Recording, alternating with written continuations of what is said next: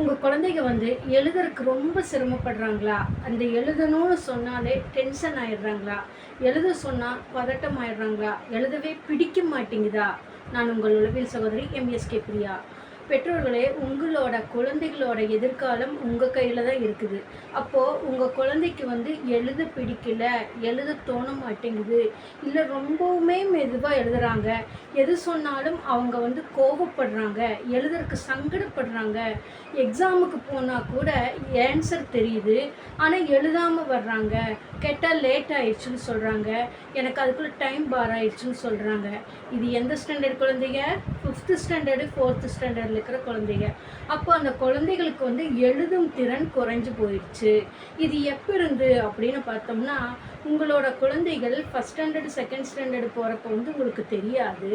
இப்போ ரீசண்டாக ஒரு 4th 3rd ஸ்டாண்டர்ட் கிராஸ் ஆனதுக்கப்புறம் தான் அவங்களோட மிஸ்ஸு சொல்லுவாங்க, இவங்க எழுத மாட்டேங்கிறாங்க, ஹோம்ஒர்க் கம்ப்ளீட் பண்ண மாட்டேங்கிறாங்க, எல்லாமே இன்கம்ப்ளீட்டாக கொண்டு வர்றாங்க, நீங்கள் கொஞ்சம் கேர் எடுத்துக்கோங்கன்னு சொல்லுவாங்க. ஆனால் நீங்கள் பெற்றோர்கள் என்ன நினச்சிக்கிறீங்கன்னு, இது பின்னாடி சரியாயிரும், சின்ன குழந்தை தானே, அது ஹார்ட் ஒர்க் பண்ணுது அப்படின்னு சொல்லி நீங்கள் நினச்சிக்குவீங்க. ஆனால் அந்த குழந்தைக்கு எழுத பிடிக்கல, எழுத முடியலைங்கிறது தான் பெரிய பிரச்சனையாக இருக்குது.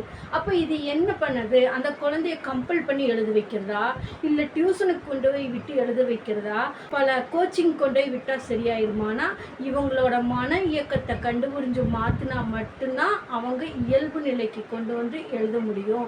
ஏன்னா கண்ணு பார்த்து மூளை சொல்லி கைக்கு வர்றது தான் எழுத்து. எழுத்துங்கிறது தானாக வராது, கையெழுத்து வரலைன்னு சொல்லி நிறைய பேர் போராடுறாங்க. அப்போ அந்த எழுத்து திறனை உருவாக்குறதுக்கு பெற்றோர்கள் நீங்கள் கொஞ்சம் ரிஸ்க் எடுத்து, உங்கள் குழந்தை ஸ்லோ லேர்னராக இருக்குது, எழுதுறதுக்கு சங்கடப்படுதுன்னா இப்போவே அதுக்கான கைடன்ஸ் எடுத்து அந்த குழந்தைய ஸ்பீடு பண்ணிட்டிங்கன்னா அந்த குழந்தை எதிர்காலத்தில் சிறப்பாக வந்துடும். இல்லைன்னா 10th ஸ்டாண்டர்டு வர்றப்போ தான் எங்ககிட்ட பெரும்பாலும் வர்றாங்க, என் ஸ்டூடெண்ட்டுக்கு எழுத தோண மாட்டேங்குது, எழுத பிடிக்க மாட்டேங்குது, கோவப்படுறாங்க, புத்தகத்தை பார்த்தா பிடிக்க மாட்டேங்குதுன்னு வர்றாங்க. அதுக்குள்ளே 5 ஆண்டு 6 ஆண்டுகள் ஓடி போயிடுது.